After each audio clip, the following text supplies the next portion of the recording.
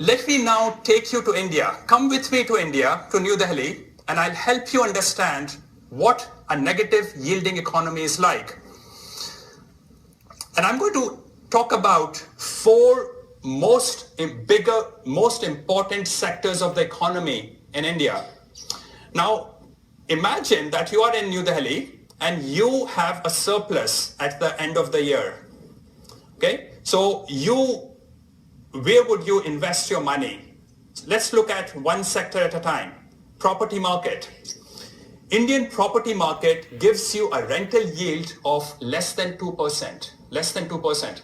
Now this is the background information. Inflation rate in India tends to be more than 8%. Government bond yield tends to be less than inflation rate. So government bond yield historically forever has provided you negative returns in India. And I don't know how to do math on a less than 2% rental yield. It's an extremely negative yielding sector of the economy. Let me talk about the stock market. The earnings yield from the stock market is about 5%. Now, remind yourself, inflation rate in that country tends to be more than 8%. But it gets much worse. Indian companies pay almost no dividend. And I used to follow Indian portfolio of one boutique firm at one point of time. Corporate governance is in a very bad shape in that country. So with less than 1% dividend yield, an inflation rate of 8.5, higher than 8%, I don't know again how you do math on that, but it is an extremely negative part of the Indian economy. I'm of course not encouraging you to invest in India. Now let's look at the cattle market. And why should I be bothering about the cattle market? About 60 to 70% of Indians is still work in the agricultural and associated sectors.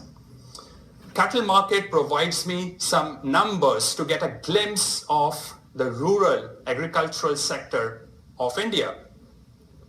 Now these are the numbers. You invest in cows, what do you get? An average return from investing in cows is minus 64%. Now this is a very liquid market of 280 million cattle. So individual idiosyncrasies or lack of understanding of economics should not really matter.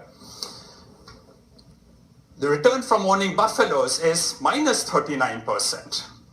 Now, even if you assume that the people who live at your home are their labor cost is worth zero, the return is still minus 6%.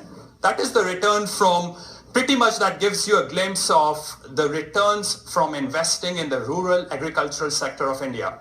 Now imagine again, ladies and gentlemen, that you are in India, you have surplus at the end of the year, you put your money in a stock market, you will lose it because negative yields. You put your money in property market, negative yields again. You put your money in manufacturing and infrastructure, negative yields again. You put your money in rural agricultural sector, negative yields again. What would you do?